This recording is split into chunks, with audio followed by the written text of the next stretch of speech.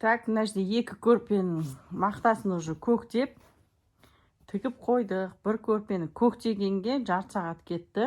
Енді чехолын тігу, мақтасын салу, оны ұру, сонымен примерно 1 сағаттың көлемінде бір көрпеге кетіп отыр. Сонда 2 сағатта бір көрпенің мақтасын жөндедік. Қазір чехолдарын кигізіп көрейік. Екеуі екі түрлі, біреуі кішкене үлкендеу, біреуі кішілеу. Қазір бүйтіп үстіне қойып өлшеп аламыз.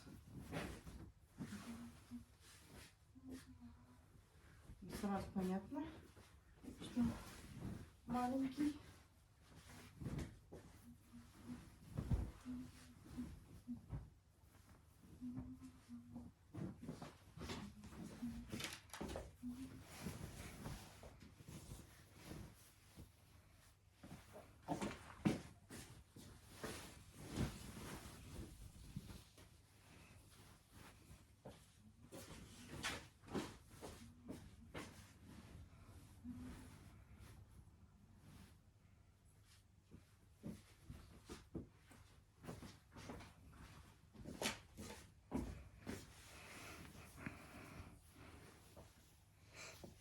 Так,